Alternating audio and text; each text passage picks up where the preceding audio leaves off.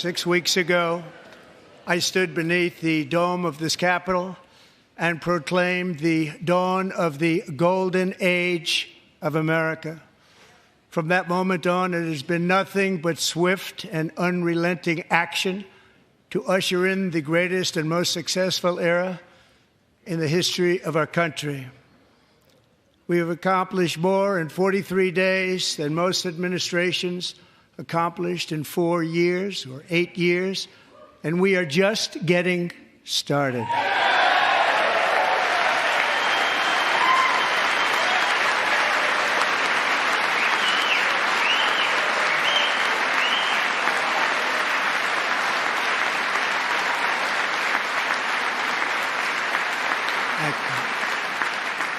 I return to this chamber tonight to report that America's momentum is back, our spirit is back, our pride is back, our confidence is back, and the American dream is surging bigger and better than ever before.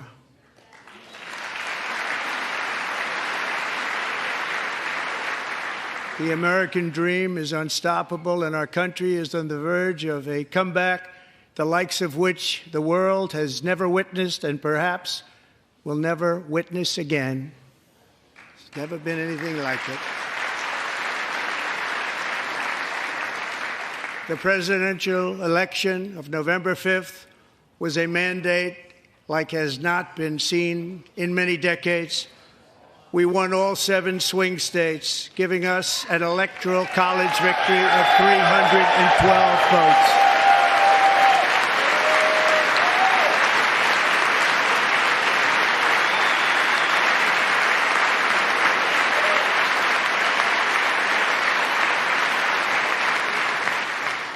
We won the popular vote by big numbers and won counties in our country.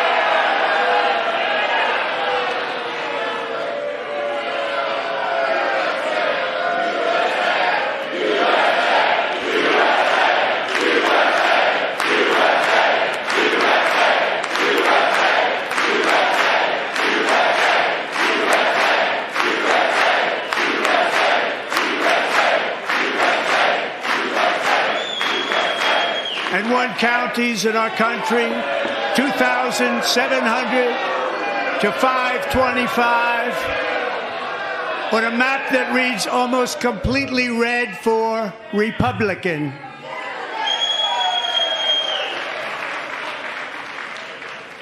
Now, for the first time in modern history, more Americans believe that our country is headed in the right direction than the wrong direction. In fact, it's an astonishing record, 27-point swing, the most ever.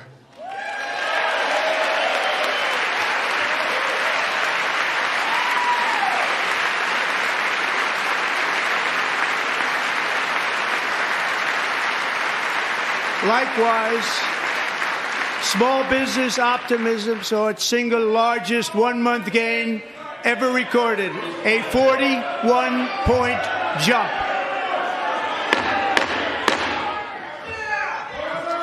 Members are directed to uphold and maintain decorum in the House and to cease any further disruptions.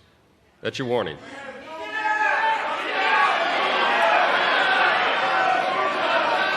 Members are engaging in willful and continuing breach of decorum, and the chair is prepared to direct the Sergeant-at-Arms to restore order to the joint session.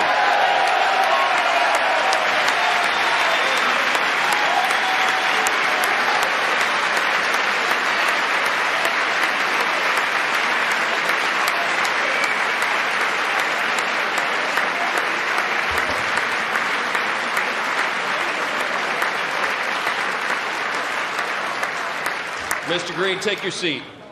Take your seat, sir. Take your seat. Finding that members continue to engage in willful and concerted disruption of proper decorum, the chair now directs the Sergeant-at-Arms to restore order. Remove this gentleman from the chamber.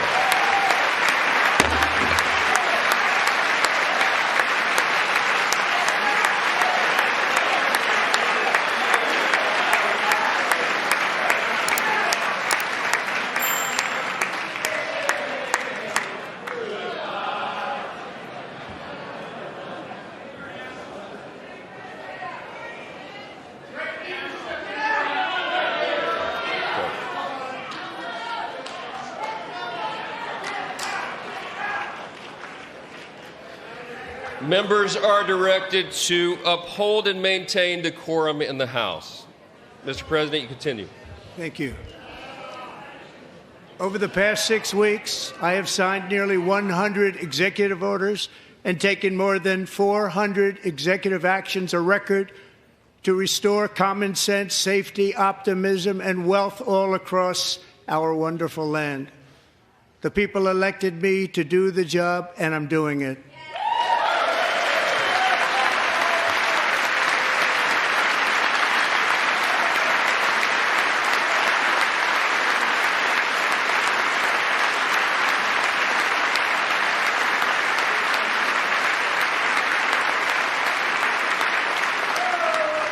In fact, it has been stated by many that the first month of our presidency, it's our presidency, is the most successful in the history of our nation. By many.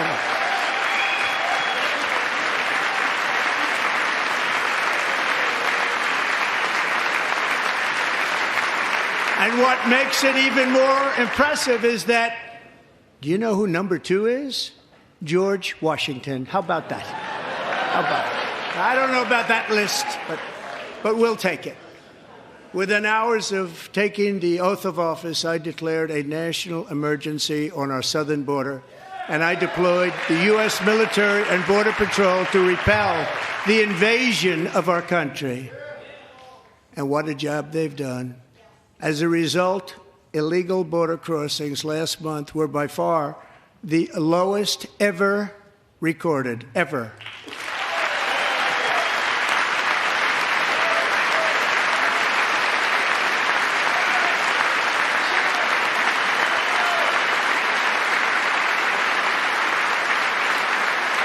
They heard my words and they chose not to come. Much easier that way. In comparison, under Joe Biden, the worst president in American history, there were hundreds of thousands of illegal crossings a month, and virtually all of them, including murderers, drug dealers, gang members, and people from mental institutions and insane asylums, were released into our country. Who would want to do that? This is my 5th such speech to Congress. And once again, I look at the Democrats in front of me, and I realize there is absolutely nothing I can say to make them happy or to make them stand or smile or applaud. Nothing I can do. I could find a cure to the most devastating disease, a disease that would wipe out entire nations, or announce the answers to the greatest economy in history, or the stoppage of crime to the lowest levels ever recorded. And these people sitting right here will not clap, will not stand, and certainly will not cheer for these astronomical achievements. They won't do it, no matter what. Five times I've been up here. It's very sad, and it just shouldn't be this way.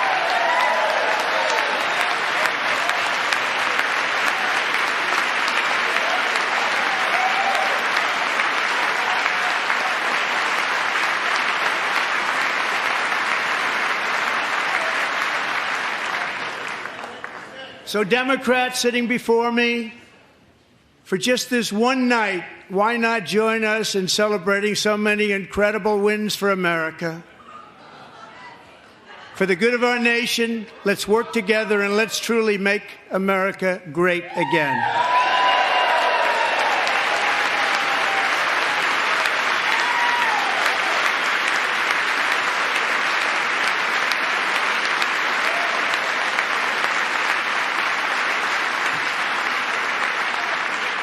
Every day, my administration is fighting to deliver the change America needs to bring a future that America deserves, and we're doing it. This is a time for big dreams and bold action. Upon taking office, I imposed an immediate freeze on all federal hiring, a freeze on all new federal regulations, and a freeze on all foreign aid.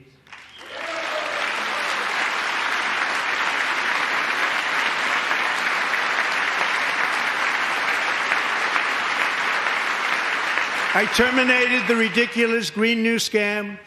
I withdrew from the unfair Paris Climate Accord, which was costing us trillions of dollars that other countries were not paying. I withdrew from the corrupt World Health Organization.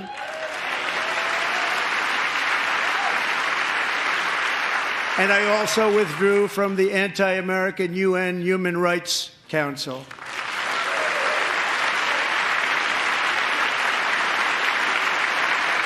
We ended all of Biden's environmental restrictions that were making our country far less safe and totally unaffordable. And importantly, we ended the last administration's insane electric vehicle mandate, saving our auto workers and companies from economic destruction.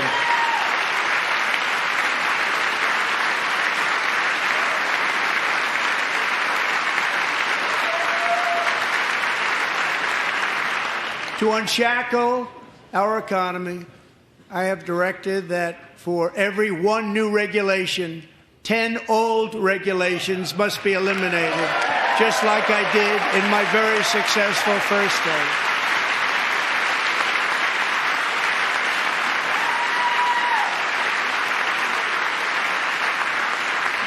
And in that first term, we set records on ending unnecessary rules and regulations like no other president had done before. We ordered all federal workers to return to the office.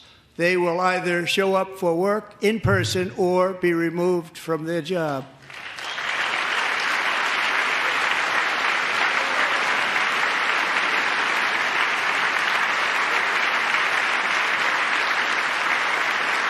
And we have ended weaponized government where, as an example, a sitting president is allowed to viciously prosecute his political opponent, like me. How did that work out? Not too good. Not too good.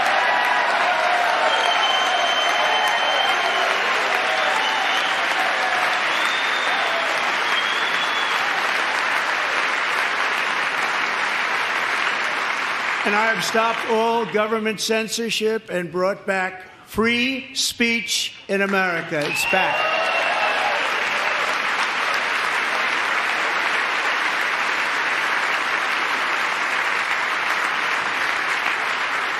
And 2 days ago, I signed an order making English the official language of the United States of America.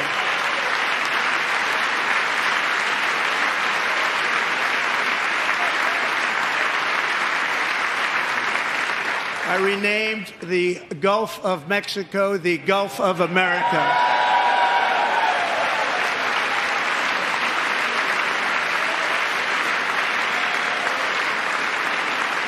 And likewise, I renamed, for a great president, William McKinley, Mount McKinley again.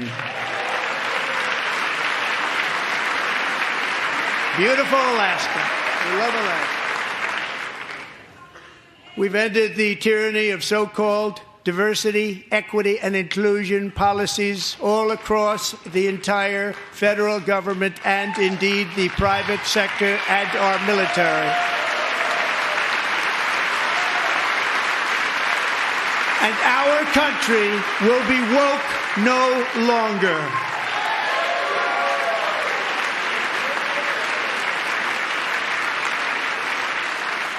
We believe that whether you are a doctor, an accountant, a lawyer, or an air traffic controller, you should be hired and promoted based on skill and competence, not race or gender. Very important.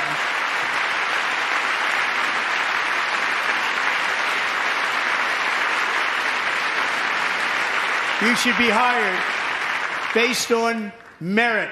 And the Supreme Court, in a brave and very powerful decision, has allowed us to do so. Thank you. Thank you very much. Thank you. We have removed the poison of critical race theory from our public schools, and I signed an order making it the official policy of the United States government that there are only two genders, male and female.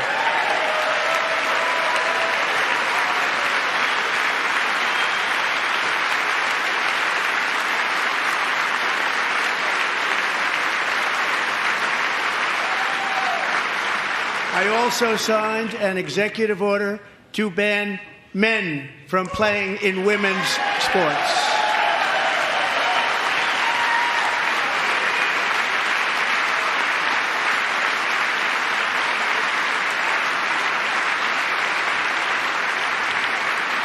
Three years ago, Peyton McNabb was an all-star high school athlete, one of the best, preparing for a future in college sports.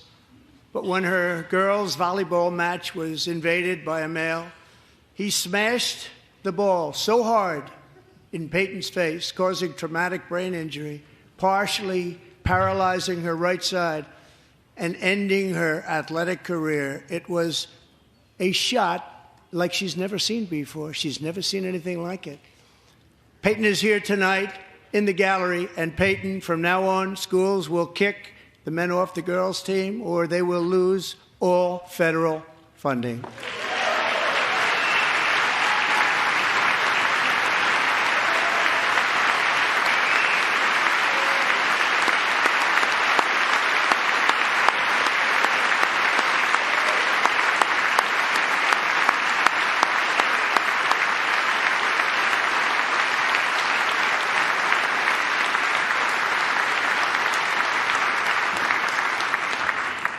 And if you really want to see numbers, just take a look at what happened in the women's boxing, weightlifting, track and field, swimming, or cycling, where a male recently finished a long-distance race 5 hours and 14 minutes ahead of a woman for a new record by 5 hours.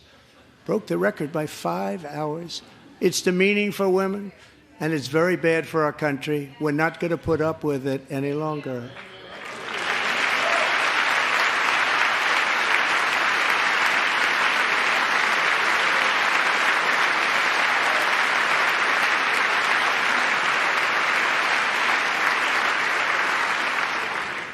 What I have just described is only a small fraction of the common sense revolution that is now, because of us, sweeping the entire world. Common sense has become a common theme, and we will never go back. Never. Never going to let that happen. Among my very highest priorities is to rescue our economy and get dramatic and immediate relief to working families. As you know, we inherited from the last administration an economic catastrophe and an inflation nightmare. Their policies drove up energy prices, pushed up grocery costs, and drove the necessities of life out of reach for millions and millions of Americans. They've never had anything like it. We suffered the worst inflation in 48 years, but perhaps even in the history of our country. They're not sure. As president, I'm fighting every day to reverse this damage and make America affordable again.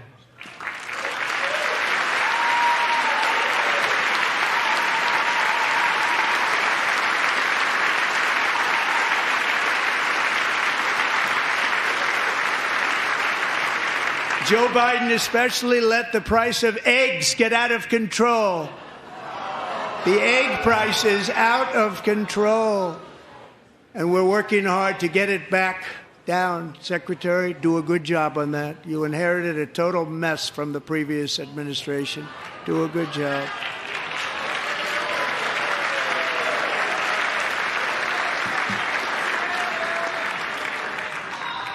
A major focus of our fight to defeat inflation is rapidly reducing the cost of energy. The previous administration cut the number of new oil and gas leases by 95%, slowed pipeline construction to a halt, and closed more than 100 power plants. We are opening up many of those power plants right now.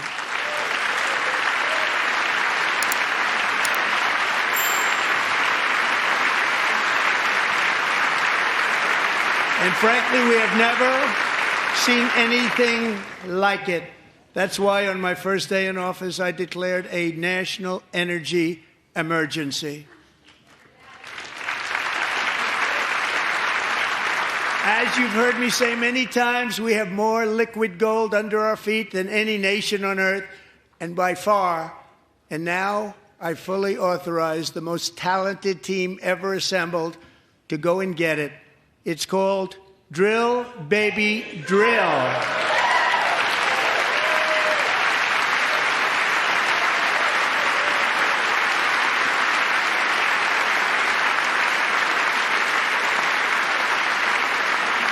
My administration is also working on a gigantic natural gas pipeline in Alaska, among the largest in the world, where Japan, South Korea, and other nations want to be our partner with investments of trillions of dollars each. There's never been anything like that one. It will be truly spectacular. It's all set to go. The permitting is gotten. And later this week, I will also take historic action to dramatically expand production of critical minerals and rare earths here in the USA.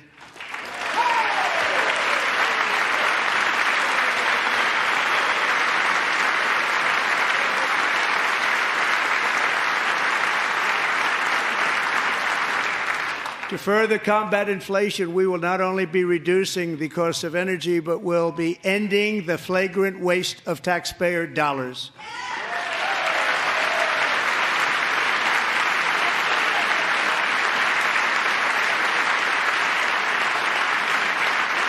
And to that end, I have created the brand new Department of Government Efficiency, GOGE.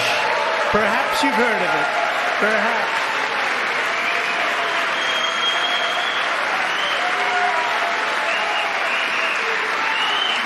Which is headed by Elon Musk, who is in the gallery tonight.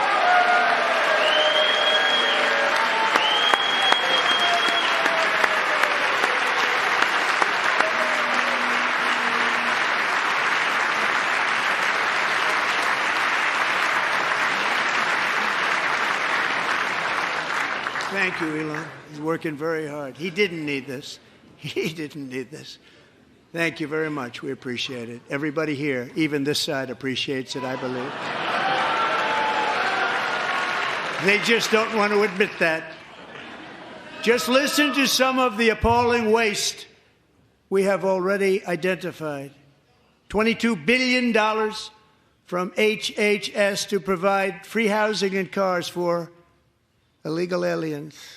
$45 million for diversity, equity, and inclusion scholarships in Burma. $40 million to improve the social and economic inclusion of sedentary migrants. Nobody knows what that is. $8 million to promote LGBTQI+ in the African nation of Lesotho, which nobody has ever heard of. $60 million for indigenous peoples and Afro-Colombian empowerment in Central America. $60 million. $8 million for making mice transgender. This is real. $32 million for a left-wing propaganda operation in Moldova. $10 million for male circumcision in Mozambique.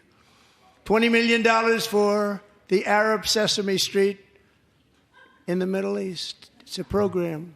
$20 million for a program. $1.9 billion to recently created Decarbonization of Homes Committee, headed up, and we know she's involved. Just at the last moment, the money was passed over by a woman named Stacey Abrams. Have you ever heard of her? A $3.5 million consulting contract for lavish fish monitoring. $1.5 million for voter confidence in Liberia. $14 million for social cohesion in Mali. $59 million for illegal alien hotel rooms in New York City. He's a real estate developer. He's done very well. $250,000 to increase vegan local climate action innovation in Zambia. $42 million for social and behavior change in Uganda. $14 million for improving public procurement in Serbia. $47 million for improving learning outcomes in Asia. Asia's doing very well with learning. I don't know what we're doing. We should use it ourselves. And $101 million for DEI contracts at the Department of Education, the most ever paid, nothing even like it. Under the Trump administration, all of these scams, and they're far worse, but I didn't think it was appropriate to talk about them. They're so bad. Many more have been found out and exposed and swiftly terminated by a group of very intelligent, mostly young people, headed up by Elon, and we appreciate it. We found hundreds of billions of dollars of fraud.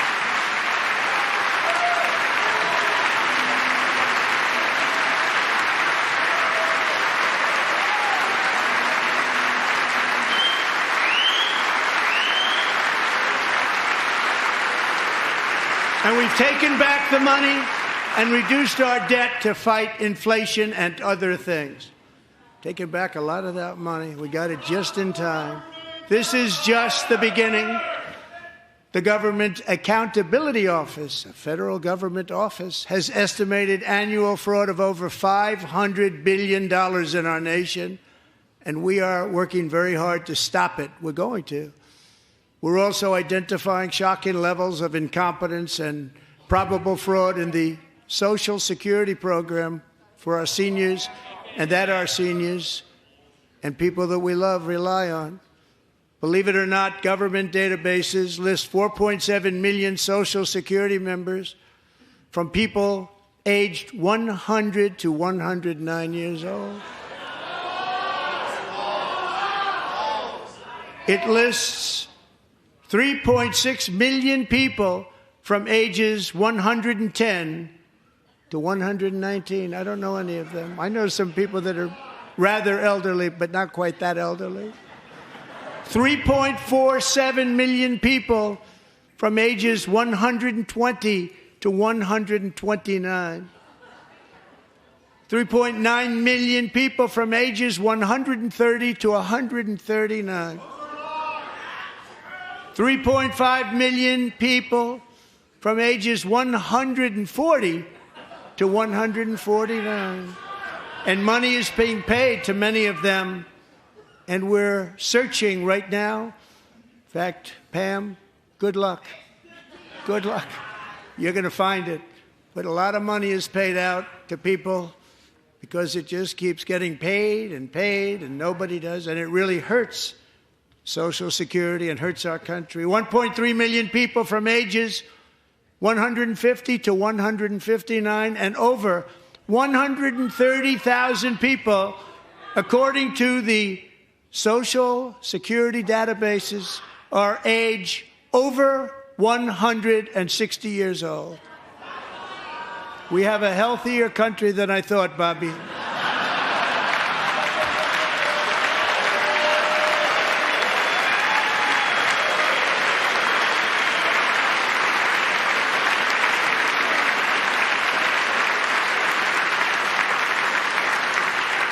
Including, to finish, 1,039 people between the ages of 220 and 229, one person between the age of 240 and 249, and one person is listed at 360 years of age. More than 100 years older than our country. But we're going to find out where that money's going, and it's not going to be pretty. By slashing all of the fraud, waste, and theft we can find, we will defeat inflation, bring down mortgage rates, lower car payments and grocery prices, protect our seniors, and put more money in the pockets of American families.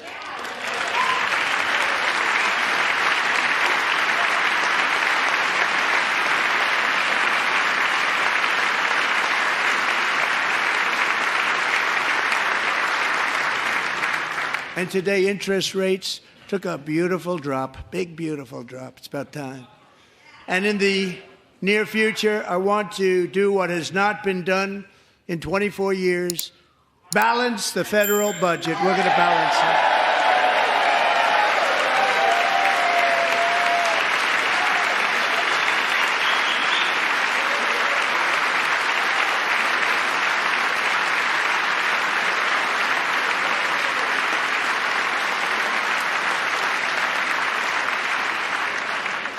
With that goal in mind, we have developed in great detail what we are calling the Gold Card, which goes on sale very, very soon. For $5 million, we will allow the most successful job-creating people from all over the world to buy a path to U.S. citizenship. It's like the green card, but better and more sophisticated. And these people will have to pay tax in our country. They won't have to pay tax from where they came. The money that they've made, you wouldn't want to do that, but they have to pay tax, create jobs. They'll also be taking people out of colleges and paying for them so that we can keep them in our country instead of having them being forced out. Number one, at the top school, as an example, being forced out and not being allowed to stay and create tremendous numbers of jobs and great success for a company out there. So while we take out the criminals, killers, traffickers, and child predators who are allowed to enter our country under the open border policy of these people, the Democrats, the Biden administration, the open border insane policies that you've allowed to destroy our country, we will now bring in brilliant, hardworking, job-creating people. They're going to pay a lot of money, and we're going to reduce our debt with that money.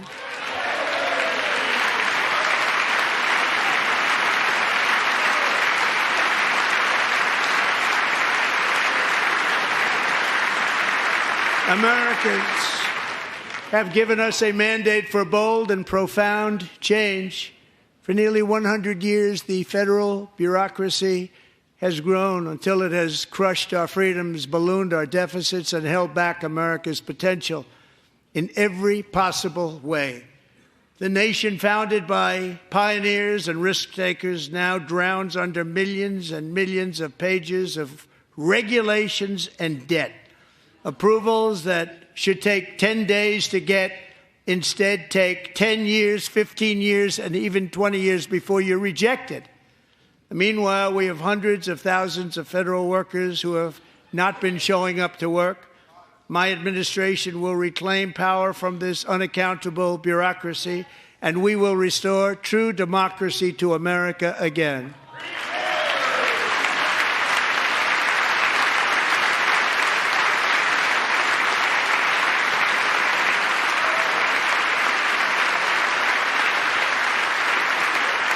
And any federal bureaucrat who resists this change will be removed from office immediately.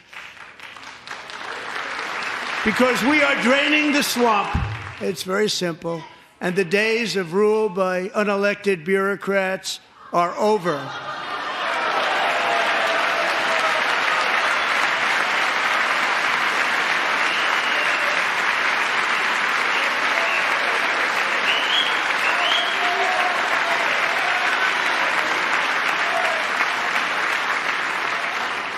And the next phase of our plan to deliver the greatest economy in history is for this Congress to pass tax cuts for everybody. They're in there. They're waiting for you to vote.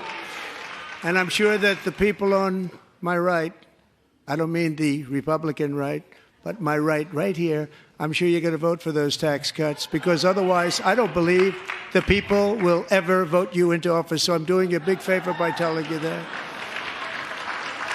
But I know this group is going to be voting for the tax.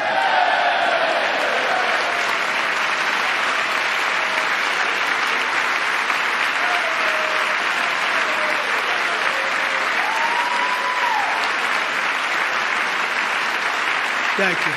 It's a very, very big part of our plan. We had tremendous success in our first term with it. A very big part of our plan. We're seeking permanent income tax cuts all across the board. And to get urgently needed relief to Americans hit especially hard by inflation, I'm calling for no tax on tips, no tax on overtime, and no tax on Social Security benefits for our great seniors.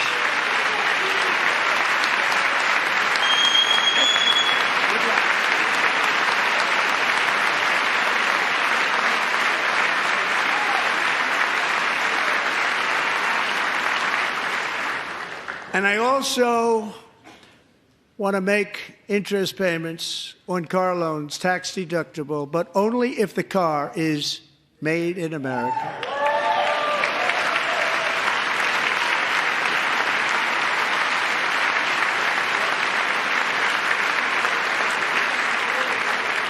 And by the way, we're going to have growth in the auto industry like nobody's ever seen. Plants are opening up all over the place. Deals are being made. Never seen. That's a combination of the election win and tariffs. It's a beautiful word, isn't it? That, along with our other policies, will allow our auto industry to absolutely boom. It's going to boom. Spoke to the majors today, all three, the top people, and they're so excited. In fact, already numerous car companies have announced that they will be building massive automobile plants in America, with Honda just announcing a new plant in Indiana, one of the largest anywhere in the world.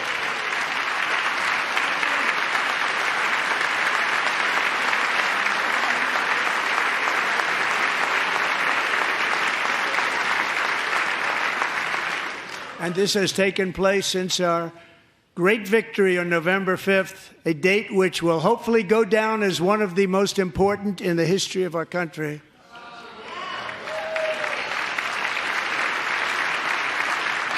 In addition, as part of our tax cuts, we want to cut taxes on domestic production and all manufacturing. And just as we did before, we will provide 100% expensing. It will be retroactive to January 20th, 2025, and it was one of the main reasons why our tax cuts were so successful in our first term, giving us the most successful economy in the history of our country. First term. We had a great first term.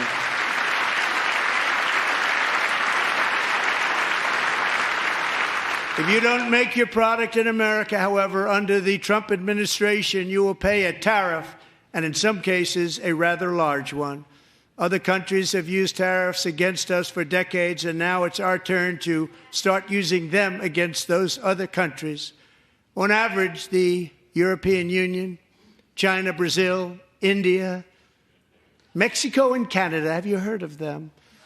And countless other nations charge us tremendously higher tariffs than we charge them. It's very unfair. India charges us auto tariffs higher than 100%. China's average tariff on our products is twice what we charge them. And South Korea's average tariff is 4 times higher. Think of that, 4 times higher. And we give so much help militarily and in so many other ways to South Korea. But that's what happens. This is happening by friend and foe. This system is not fair to the United States and never was. And so on April 2nd, I wanted to make it April 1st, but I didn't want to be accused of April Fool's Day. That's not, just one day was cost us a lot of money. But we're going to do it in April. I'm a very superstitious person. April 2nd, reciprocal tariffs kick in.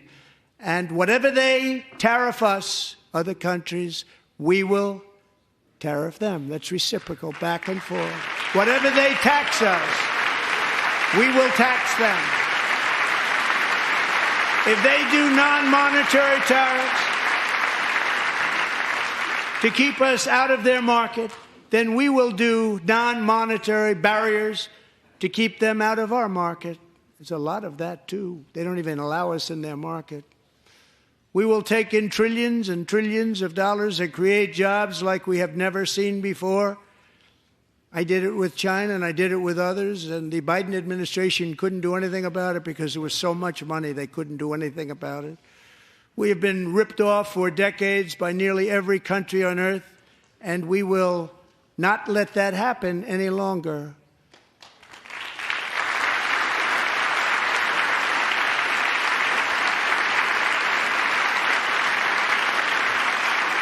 Much has been said over the last 3 months about Mexico and Canada, but we have very large deficits with both of them. But even more importantly, they've allowed fentanyl to come into our country at levels never seen before, killing hundreds of thousands of our citizens and many very young, beautiful people, destroying families. Nobody's ever seen anything like it. They are, in effect, receiving subsidies of hundreds of billions of dollars. We pay subsidies to Canada and to Mexico of hundreds of billions of dollars, and the United States will not be doing that any longer. We're not going to do it any longer.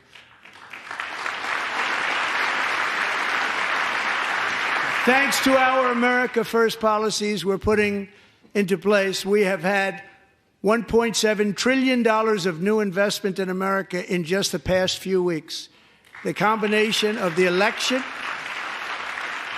and our economic policies that people of SoftBank, one of the most brilliant anywhere in the world, announced a $200 billion investment.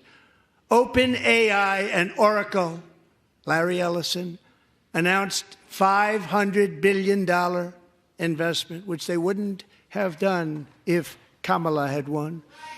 Apple announced $500 billion investment. Tim Cook called me. He said, I cannot spend it fast enough. It's going to be much higher than that, I believe. They'll be building their plants here instead of in China. And just yesterday, Taiwan Semiconductor, the biggest in the world, most powerful in the world, has a tremendous amount, 97% of the market, announced a $165 billion investment to build the most powerful chips on earth right here in the USA.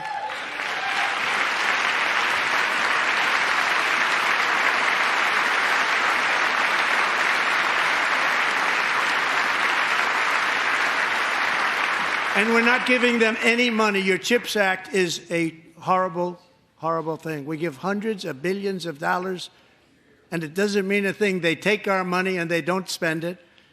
All that meant to them, we're giving them no money. All that was important to them was they didn't want to pay the tariffs, so they came and they're building, and many other companies are coming. We don't have to give them money. We just want to protect our businesses and our people. And they will come because they won't have to pay tariffs if they build in America. So it's very amazing. You should get rid of the CHIP Act, and whatever's left over, Mr. Speaker, you should use it to reduce debt or any other reason you want to.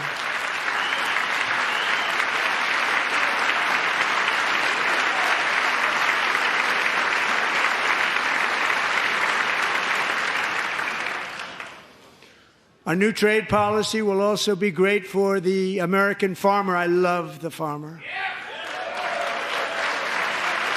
Who will now be selling into our home market, the USA, because nobody is going to be able to compete with you. Because there's goods that come in from other countries and companies. They're really in a bad position in so many different ways. They're uninspected. They may be very dirty and disgusting, and they come in and they pour in, and they hurt our American farmers. The tariffs will go on agricultural product coming into America, and our farmers, starting on April 2nd, it may be a little bit of an adjustment period. We had that before when I made the deal with China, $50 billion of purchases, and I said, just bear with me, and they did. They did. Probably have to bear with me again, and this will be even better. That was great. The problem with it was that Biden didn't enforce it. He didn't enforce it. $50 billion of purchases, and we were doing great, but Biden did not enforce it, and it hurt our farmers. But our farmers are going to have a field day right now. So to our farmers, have a lot of fun. I love you too. I love you too. It's all going to happen.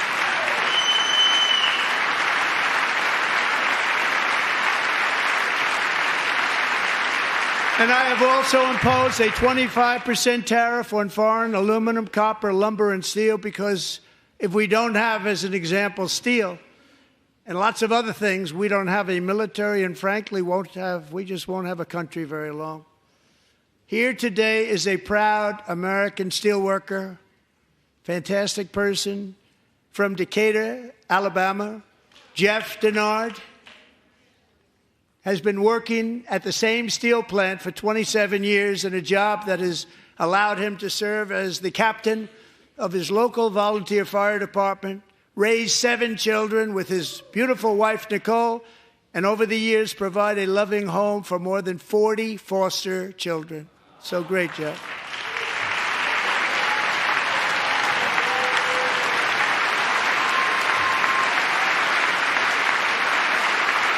Thank you, Jeff. Thank you, Jeff.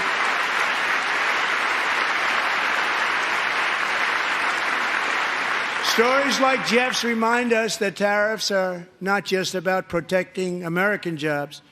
They're about protecting the soul of our country. Tariffs are about making America rich again and making America great again, and it's happening, and it will happen rather quickly. There'll be a little disturbance, but we're okay with that. It won't be much. No, you're not. Oh.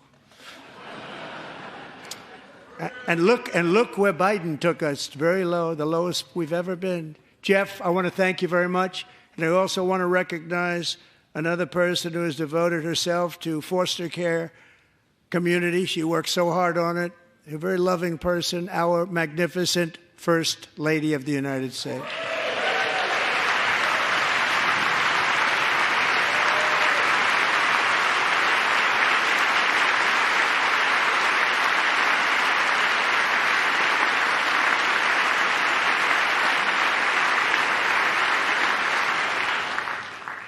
Melania's work has yielded incredible results, helping prepare our nation's future leaders as they enter the workforce.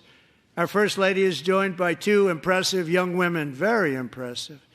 Haley Ferguson, who benefited from the First Lady's Fostering the Future initiative and is poised to complete her education and become a teacher. And Elliston Berry, who became a victim of an illicit deepfake image produced by a peer.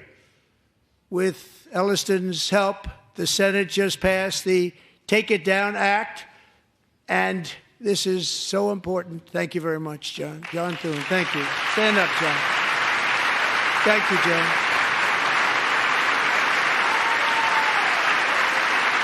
Thank you all very much.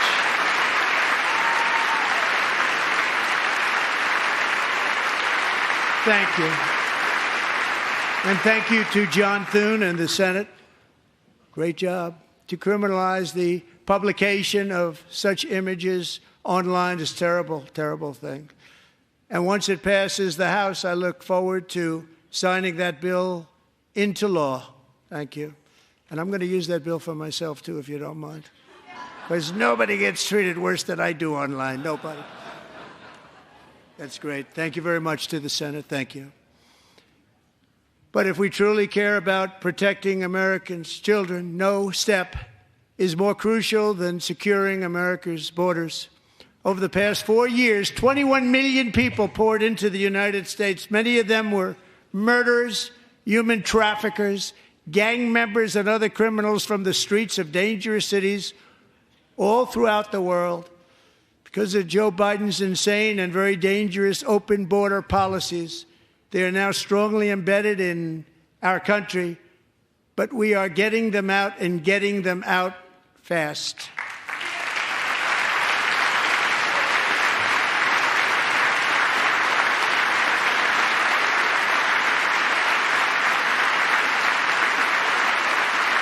And I want to thank Tom Homan and Christy. I want to thank you and Paul of Border Patrol.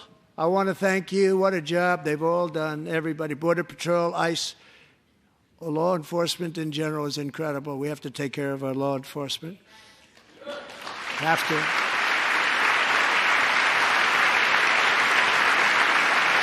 Last year,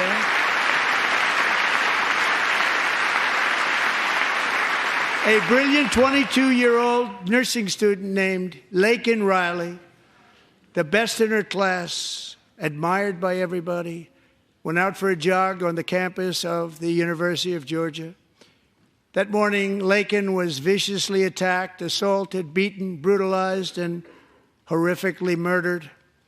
Laken was stolen from us by a savage illegal alien gang member who was arrested while trespassing across Biden's open southern border and then set loose into the United States under the heartless policies of that failed administration. It was indeed a failed administration. He had then been arrested and released in a Democrat-run sanctuary city, a disaster, before ending the life of this beautiful young angel. With us this evening are Laken's beloved mother, Allison, and her sister, Lauren.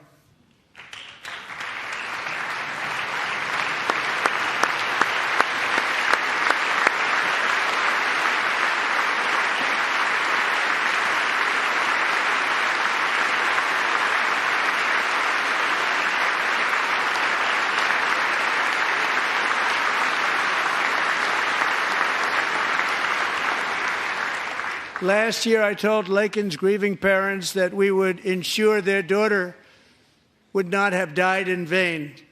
That's why the very first bill I signed into law as your 47th president mandates the detention of all dangerous criminal aliens who threaten public safety. It's a very strong, powerful act.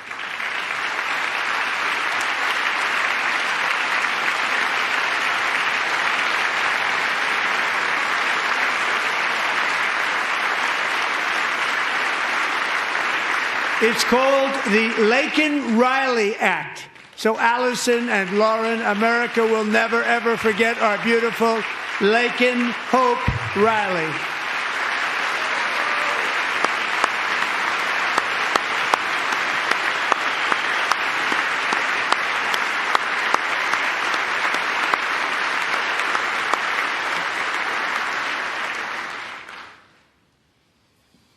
Thank you very much.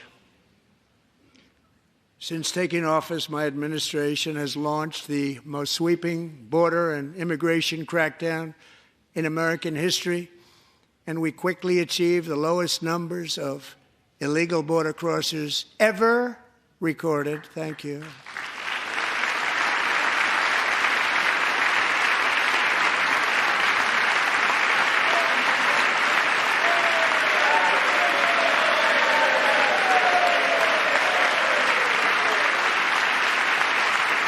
The media and our friends in the Democrat Party kept saying we needed new legislation, we must have legislation to secure the border. But it turned out that all we really needed was a new president.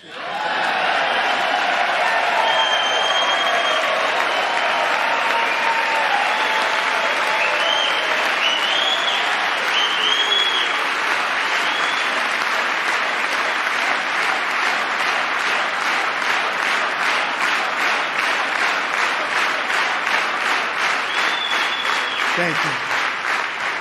Joe Biden didn't just open our borders, he flew illegal aliens over them to overwhelm our schools, hospitals, and communities throughout the country. Entire towns like Aurora, Colorado, and Springfield, Ohio, buckled under the weight of the migrant occupation and corruption like nobody's ever seen before. Beautiful towns destroyed. Now, just as I promised in my inaugural address, we are achieving the great liberation of America.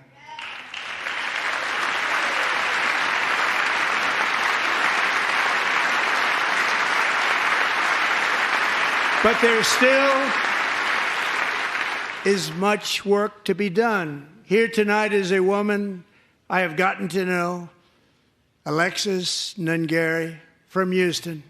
Wonderful woman. Last June, Alexis's 12-year-old daughter, her precious Jocelyn, walked to a nearby convenience store. She was kidnapped, tied up, assaulted for 2 hours under a bridge, and horrifically murdered. Arrested and charged with this heinous crime are 2 illegal alien monsters from Venezuela, released into America by the last administration through their ridiculous open border.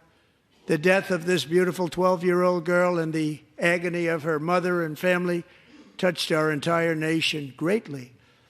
Alexis, I promised that we would always remember your daughter, your magnificent daughter, and earlier tonight I signed an order keeping my word to you. One thing I have learned about Jocelyn is that she loved animals so much. She loved nature. Across Galveston Bay, from where Jocelyn lived in Houston, you will find a magnificent national wildlife refuge, a pristine, peaceful, 34,000-acre sanctuary for all of God's creatures on the edge of the Gulf of America. Alexis, moments ago, I formally renamed that refuge in loving memory of your beautiful daughter, Jocelyn. So, Mr. Vice President, if you would, may I have the order?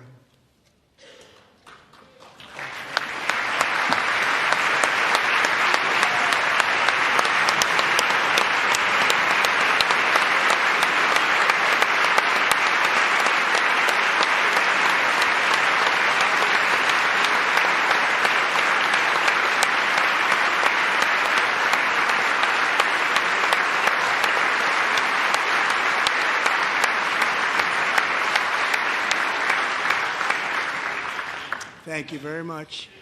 All three savages charged with Jocelyn and Lakin's murders were members of the Venezuelan prison gang, the toughest gang, they say, in the world, known as Tren de Aragua. 2 weeks ago, I officially designated this gang, along with MS-13 and the bloodthirsty Mexican drug cartels, as foreign terrorist organizations.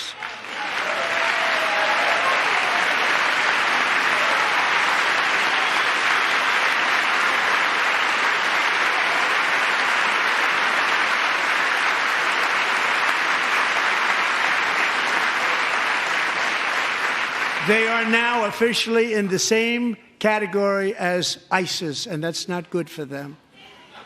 Countless thousands of these terrorists were welcomed into the U.S. by the Biden administration. But now every last one will be rounded up and forcibly removed from our country, or, if they're too dangerous, put in jails, standing trial in this country, because we don't want them to come back ever. With us this evening is a warrior on the front lines of that battle, Border Patrol Agent Roberto Ortiz. Great guy.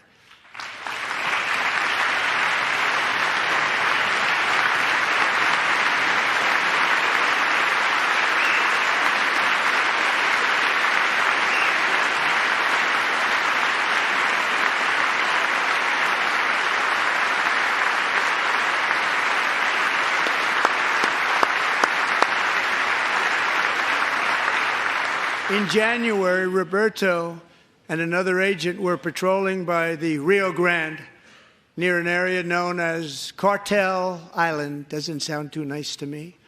When heavily armed gunmen started shooting at them, Roberto saw that his partner was totally exposed, at great danger, and he leapt into action, returning fire and providing crucial seconds for his fellow agent to seek safety, just barely. I have some of the prints of that event, and it was not good. Agent Ortiz, we salute you for your great courage and for your line of fire that you took and for the bravery that you showed. We honor you, and we will always honor you. Thank you, Roberto, very much.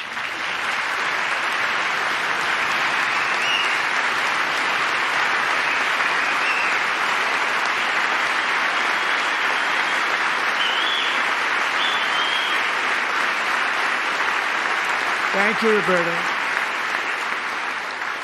And I actually got to know him on my many calls to the border. He's a great gentleman. The territory to the immediate south of our border is now dominated entirely by criminal cartels that murder, rape, torture, and exercise total control. They have total control over a whole nation, posing a grave threat to our national security. The cartels are waging war in America, and it's time for America to wage war on the cartels, which we are doing.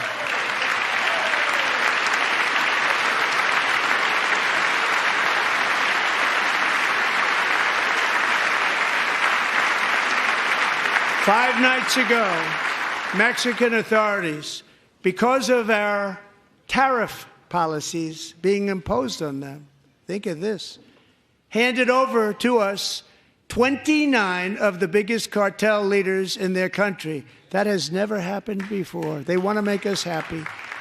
First time ever.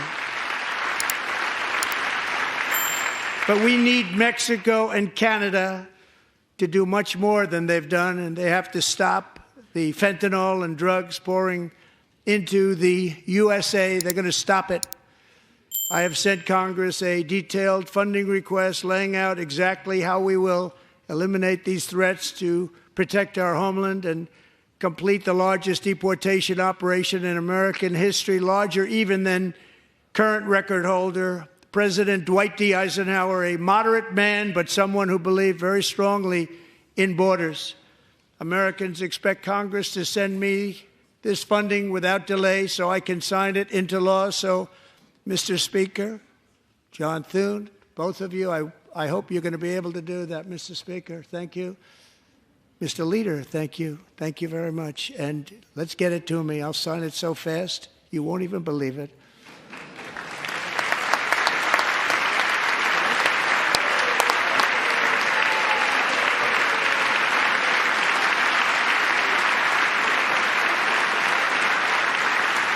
And as we reclaim our sovereignty, we must also bring back law and order to our cities and towns.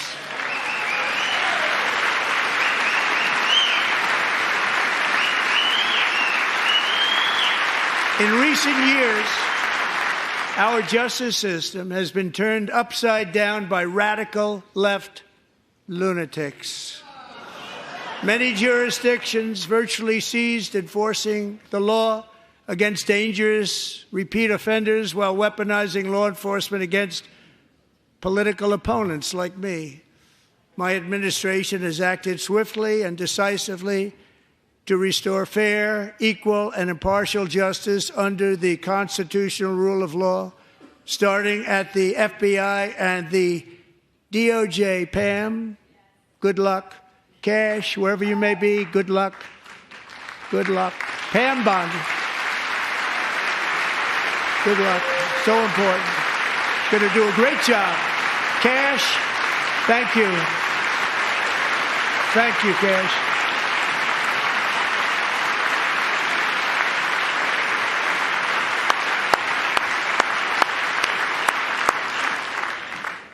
They've already started very strong. They're going to do a fantastic job. You're going to be very proud of them. We're also once again giving our police officers the support, protection, and respect they so dearly deserve. They have to get it. They have such a hard, dangerous job, but we're going to make it less dangerous. The problem is the bad guys don't respect the law, but they're starting to respect it, and they soon will respect it. This also includes our great fire departments throughout the country. Our firemen and women are unbelievable people, and we'll never forget them. And besides that, they voted for me in record numbers, so I have no choice.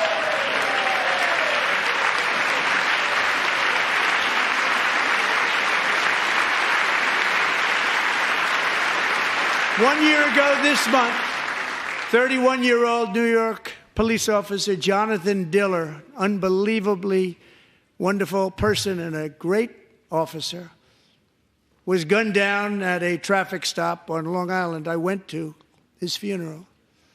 The vicious criminal charged with his murder had 21 prior arrests, and they were rough arrests, too. He was a real bad one.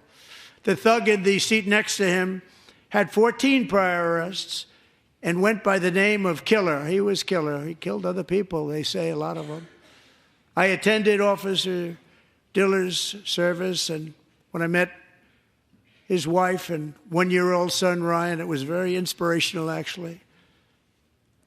His widow's name is Stephanie, and she is here tonight. Stephanie, thank you very much, Stephanie. Thank you very much.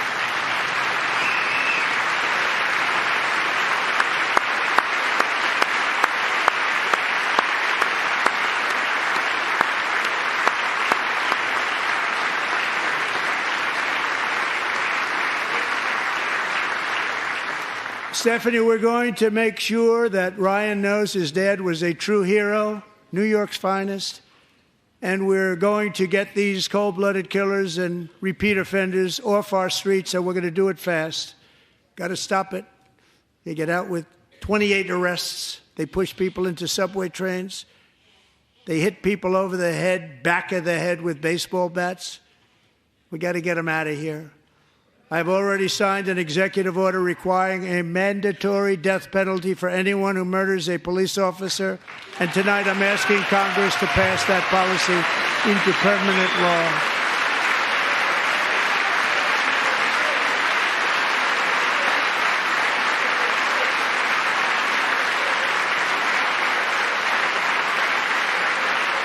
I'm also asking for a new crime bill getting tough on repeat offenders while enhancing protections for America's police officers so they can do their jobs without fear of their lives being totally destroyed. They don't want to be killed. We're not going to let them be killed. Joining us in the gallery tonight is a young man who truly loves our police. His name is DJ Daniel. He is 13 years old, and he has always dreamed of becoming a police officer.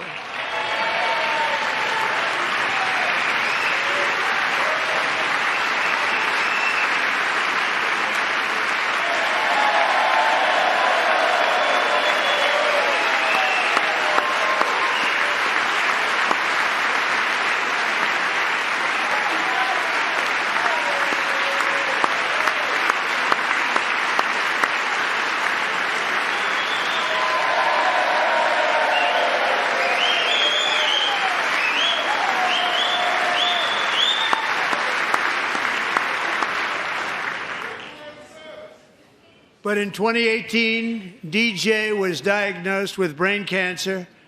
The doctors gave him 5 months at most to live. That was more than 6 years ago.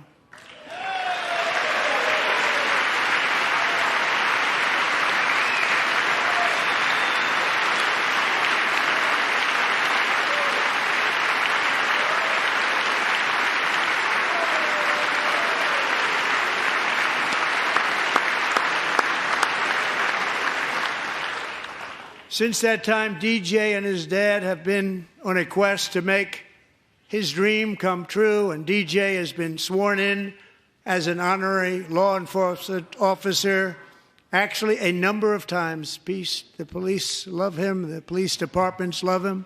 And tonight, DJ, we're going to do you the biggest honor of them all.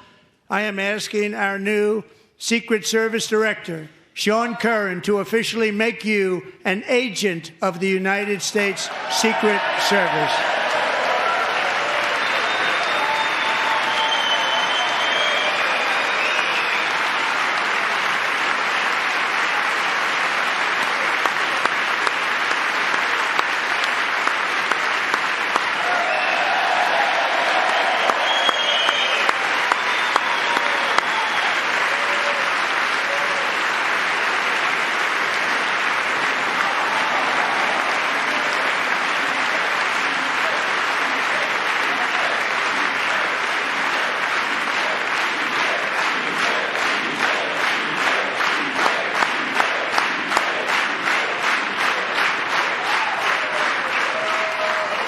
Thank you, DJ.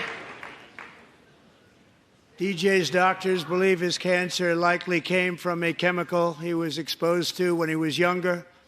Since 1975, rates of child cancer have increased by more than 40%. Reversing this trend is one of the top priorities for our new presidential commission to make America healthy again, chaired by our new Secretary of Health and Human Services, Robert F. Kennedy, Jr.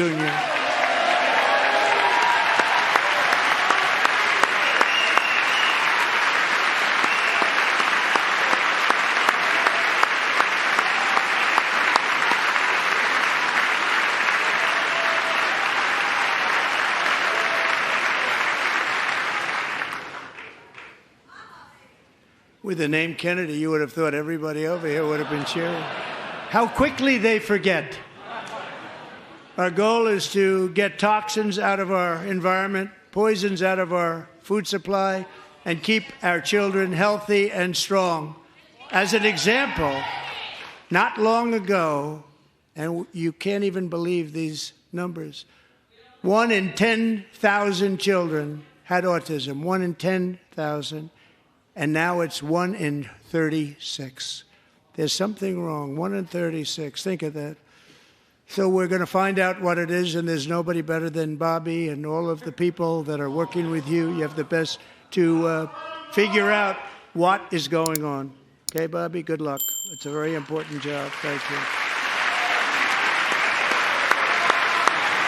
Good job.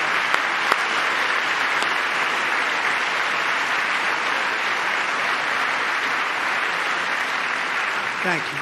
My administration is also working to protect our children from toxic ideologies in our schools.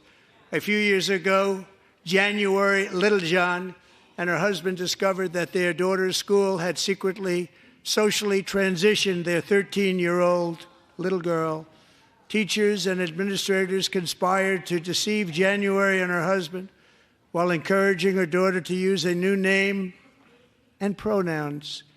They, them pronoun, actually, all without telling January, who is here tonight and is now a courageous advocate against this form of child abuse. January, thank you. Thank you. Thank you very much.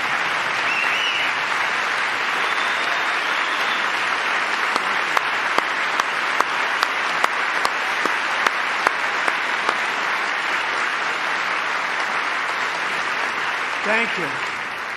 Stories like this are why, shortly after taking office, I signed an executive order banning public schools from indoctrinating our children with transgender ideology.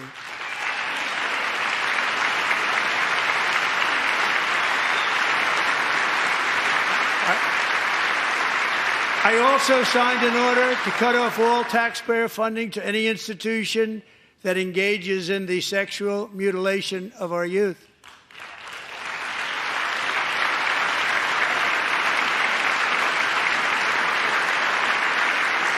And now I want Congress to pass a bill permanently banning and criminalizing sex changes on children and forever ending the lie that any child is trapped in the wrong body. This is a big lie.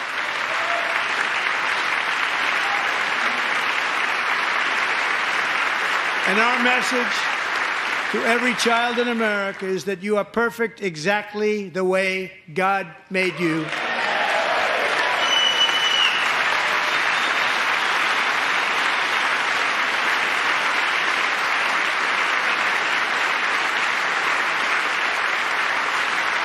Because we're getting wokeness out of our schools and out of our military, and it's already out, and it's out of our society. We don't want it. Wokeness is trouble. Wokeness is bad. It's gone. It's gone. And we feel so much better for it, don't we? Don't we feel better? Our service members won't be activists and ideologues. They will be fighters and warriors. They will fight for our country. And Pete, congratulations. Secretary of Defense, congratulations.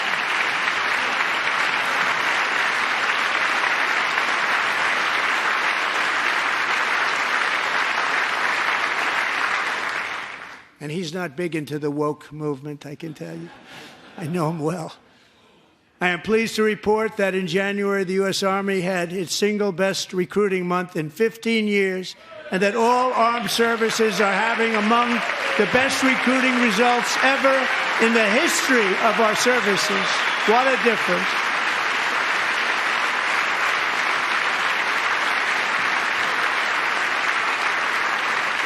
And you know, it was just a few months ago where the results were exactly the opposite. We couldn't recruit anywhere. We couldn't recruit. Now we're having the best results just about that we've ever had. What a tremendous turnaround. It's really a beautiful thing to see. People love our country again. It's very simple. They love our country, and they love being in our military again. So it's a great thing, and thank you very much. Great job. Thank you.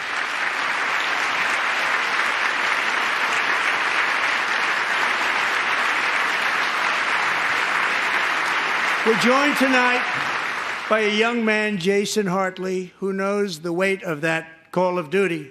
Jason's father, grandfather, and great-grandfather all wore the uniform. Jason tragically lost his dad, who was also a Los Angeles County Sheriff's deputy when he was just a boy, and now he wants to carry on the family legacy of service. Jason is a senior in high school, a 6-letter varsity athlete, a really good athlete, they say, a brilliant student with a 4.46, that's good, GPA. And his greatest dream is to attend the U.S. Military Academy at West Point.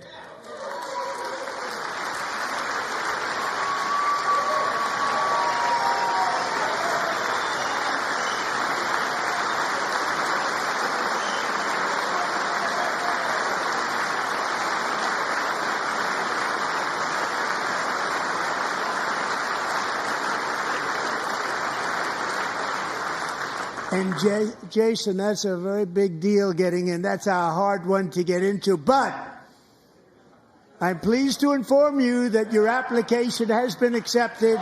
You will soon be joining the Corps of Cadets.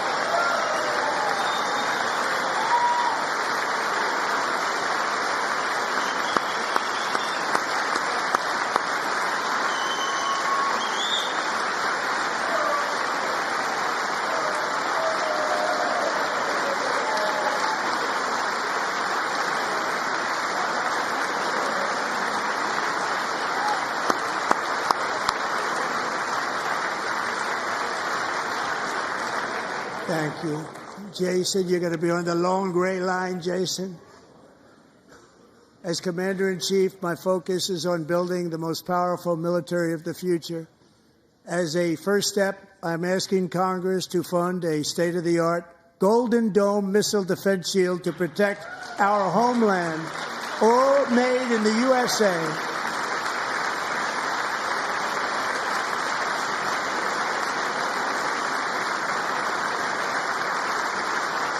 And Ronald Reagan wanted to do it long ago, but the technology just wasn't there, not even close. But now we have the technology. It's incredible, actually. And other places, they have it. Israel has it. Other places have it. And the United States should have it too, right, Tim, right? They should have it too. So I want to thank you. But it's a very, very important. This is a very dangerous world. We should have it. We want to be protected, and we're going to protect our citizens like never before. To boost our defense industrial base, we are also going to resurrect the American shipbuilding industry, including commercial shipbuilding and military shipbuilding.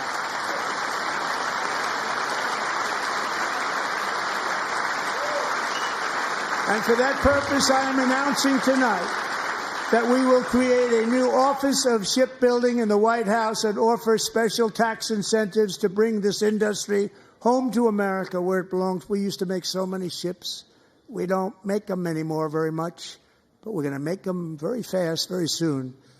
It will have a huge impact. To further enhance our national security, my administration will be reclaiming the Panama Canal, and we've already started doing it.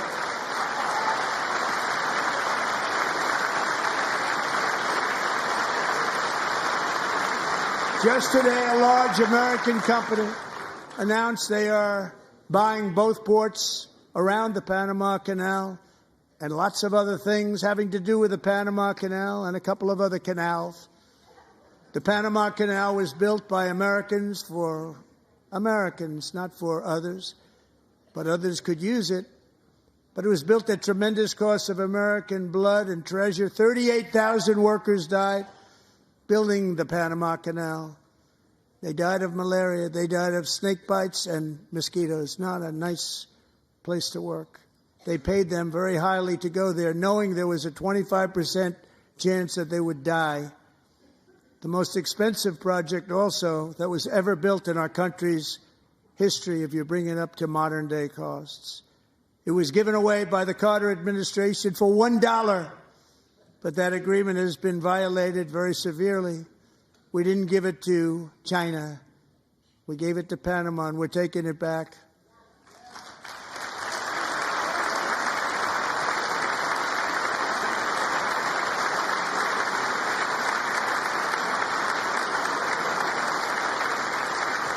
And we have Marco Rubio in charge. Good luck, Marco. Now, we know who to blame if anything goes wrong. Marco's been amazing, and he's going to do a great job. Think of it. He got 100 votes. You know, he was approved with actually 99, but the 100th was this gentleman, and I feel very certain. So let's assume he got 100 votes, and I'm either very, very happy about that or I'm very concerned about it. But he's already proven. I mean, he's a great gentleman. He's respected by everybody, and we appreciate you voting for Marco. He's going to do a fantastic job. Thank you. Thank you. He's doing a great job. Great job. And I also have a message tonight for the incredible people of Greenland. We strongly support your right to determine your own future.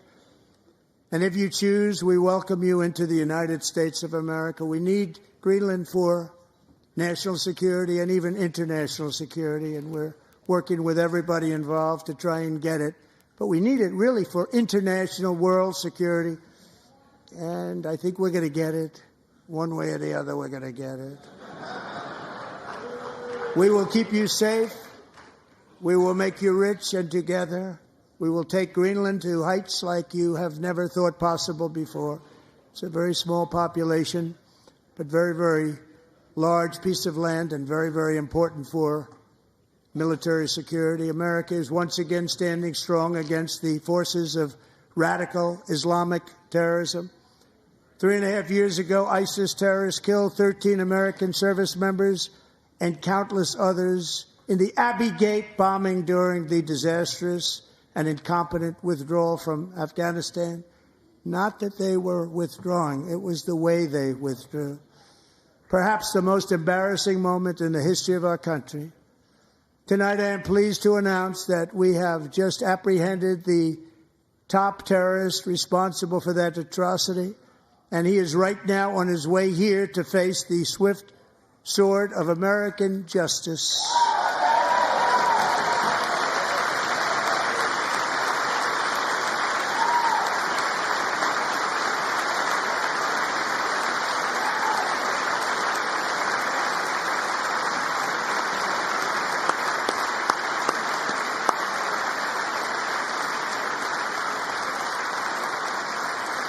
And I want to thank especially the government of Pakistan for helping arrest this monster. This was a very momentous day for those 13 families who I actually got to know very well, most of them, whose children were murdered, and the many people that were so badly, over 42 people, so badly injured on that fateful day in Afghanistan. What a horrible day. Such incompetence was shown. That when Putin saw what happened, I guess he said, wow, maybe this is my chance. That's how bad it was. Should have never happened. Grossly incompetent people. I spoke to many of the parents and loved ones, and they're all in our hearts tonight. Just spoke to them on the phone. We had a big call. Every one of them called, and everybody was on the line, and they did nothing but cry with happiness. They were very happy, as happy as you can be under those circumstances. Their child, brother, sister, son, daughter was killed for no reason whatsoever. In the Middle East, we're bringing back our hostages from Gaza. In my first term, we achieved one of the most groundbreaking peace agreements in generations, the Abraham Accords.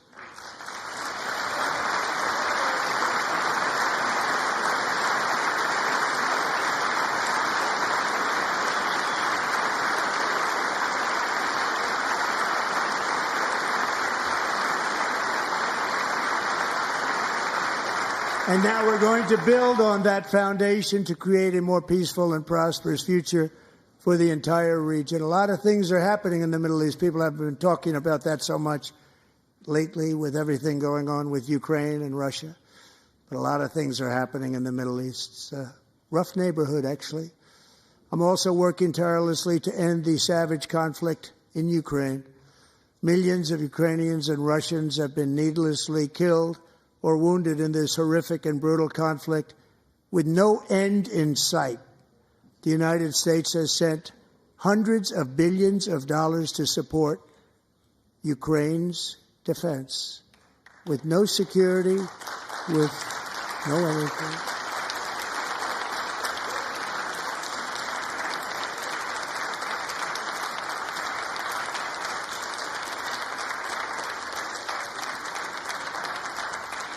Do you want to keep it going for another 5 years? Yeah, you would say Pocahontas says yes.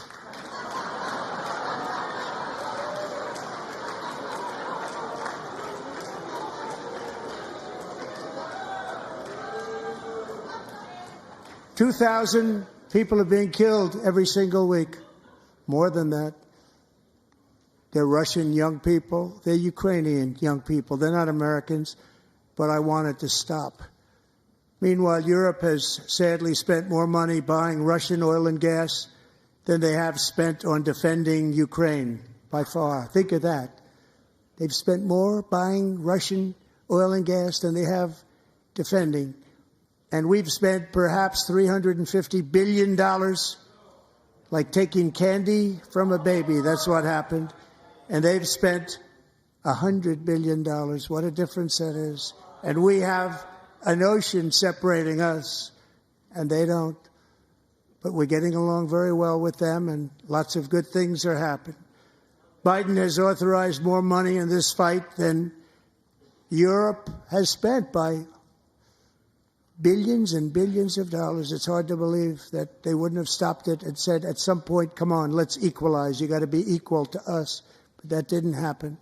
Earlier today, I received an important letter from President Zelensky of Ukraine. The letter reads, Ukraine is ready to come to the negotiating table as soon as possible to bring lasting peace closer. Nobody wants peace more than the Ukrainians, he said. My team and I stand ready to work under President Trump's strong leadership to get a peace that lasts. We do really value how much America has done to help Ukraine maintain its sovereignty and independence. Regarding the agreement on minerals and security, Ukraine is ready to sign it at any time that is convenient for you. I appreciate that he sent this letter, just got it a little while ago. Simultaneously, we've had serious discussions with Russia and have received strong signals that they are ready for peace. Wouldn't that be beautiful? Wouldn't that be beautiful?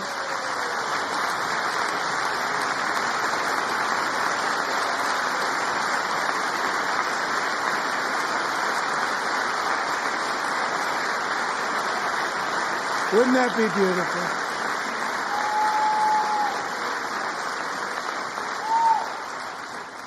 It's time to stop this madness. It's time to halt the killing.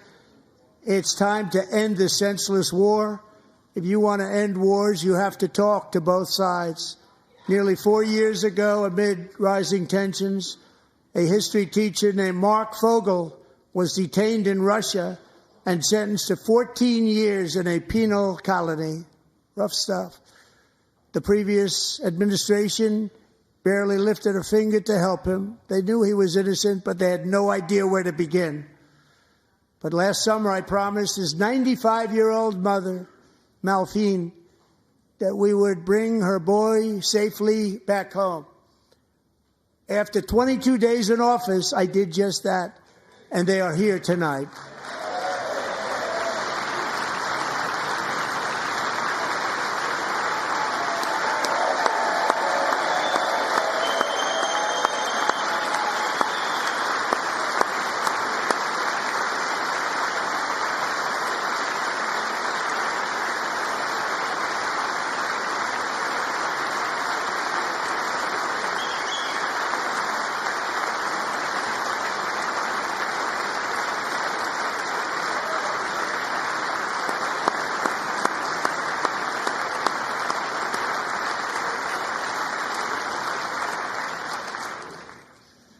To Mark and his great mom, we are delighted to have you safe and sound and with us. As fate would have it, Mark Fogel was born in a small rural town in Butler, Pennsylvania. Have you heard of it? Where his mother has lived for the past 78 years. I just happened to go there last July 13th for a rally. That was not pleasant. And that is where I met his beautiful mom right before I walked onto that stage. And I told her I would not forget what she said about her son. And I never did I? Never forgot. Less than 10 minutes later, at that same rally, gunfire rang out, and a sick and deranged assassin unloaded 8 bullets from his sniper's perch into a crowd of many thousands of people. My life was saved by a fraction of an inch, but some were not so lucky. Corey Comparator was a firefighter, a veteran, a Christian, a husband, a devoted father, and above all, a protector. When the sound of gunshots pierced the air, it was a horrible sound. Corey knew instantly what it was and what to do. He threw himself on top of his wife and daughters and shielded them from the bullets with his own body. Corey was hit really hard. You know the story from there. He sacrificed his life to save theirs. 2 others, very fine people, were also seriously hit. But thankfully, with the help of 2 great country doctors, we thought they were gone and they were saved. So those doctors had great talent. We're joined by Corey's wife, Helen, who was his high school sweetheart, and their two beloved daughters, Allison and Kaylee. Thank you.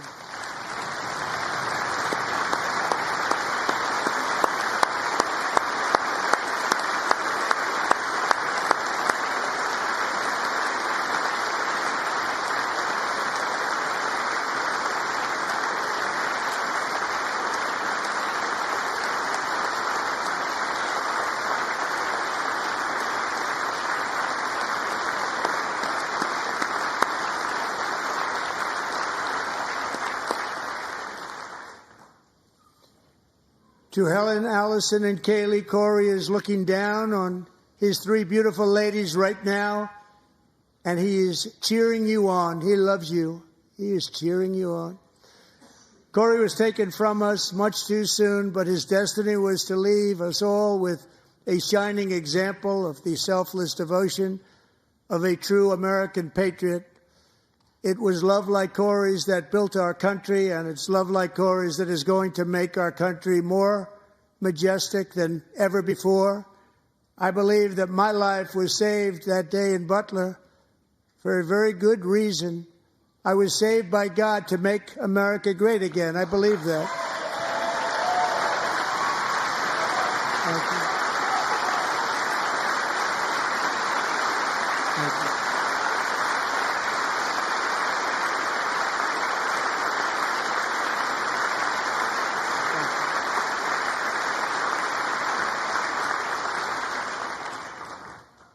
Thank you very much. From the patriots of Lexington and Concord to the heroes of Gettysburg and Normandy, from the warriors who crossed the Delaware to the trailblazers who climbed the Rockies, and from the legends who soared at Kitty Hawk to the astronauts who touched the moon, Americans have always been the people who defied all odds, transcended all dangers, made the most extraordinary sacrifices, and did whatever it took to defend our children, our country, and our freedom. And as we have seen in this chamber tonight, that same strength, faith, love, and spirit is still alive and thriving in the hearts of the American people. Despite the best efforts of those who would try to censor us, silence us, break us, destroy us, Americans are today a proud, free, sovereign, and independent nation that will always be free, and we will fight for it till death. We will never let anything happen to our beloved country, because we are a country of doers, dreamers, fighters, and survivors. Our ancestors crossed a vast ocean, strode into the unknown wilderness, and carved their fortunes from the rock and soil of a perilous and very dangerous frontier. They chased our destiny across a boundless continent. They built the railroads, laid the highways, and graced the world with American marvels like the Empire State Building, the mighty Hoover Dam, and the towering Golden Gate Bridge. They lit the world with electricity, broke free of the force of gravity, fired up the engines of American industry, vanquished the communists, fascists, and Marxists all over the world, and gave us countless modern wonders sculptured out of iron, glass, and steel. We stand on the shoulders of these pioneers who won and built the modern age, these workers who poured their sweat into the skylines of our cities, these warriors who shed their blood on fields of battle and gave everything they had for our rights and for our freedom. Now it is our time to take up the righteous cause of American liberty. And it is our turn to take America's destiny into our own hands and begin the most thrilling days in the history of our country. This will be our greatest era. With God's help, over the next 4 years, we are going to lead this nation even higher, and we are going to forge the freest, most advanced, most dynamic, and most dominant civilization ever to exist on the face of this earth. We are going to create the highest quality of life, build the safest and wealthiest and healthiest and most vital communities anywhere in the world. We are going to conquer the vast frontiers of science, and we are going to lead humanity into space and plant the American flag on the planet Mars and even far beyond.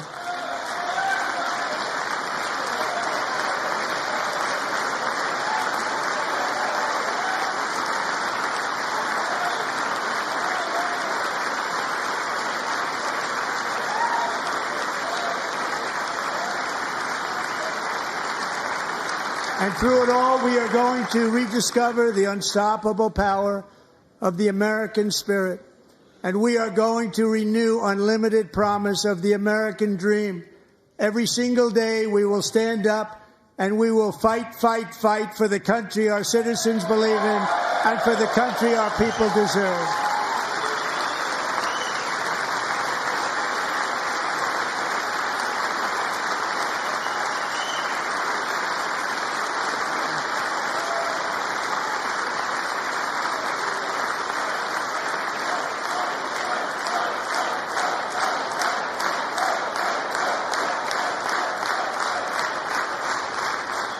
My fellow Americans, get ready for an incredible future, because the golden age of America has only just begun. It will be like nothing that has ever been seen before. Thank you, God bless you, and God bless America.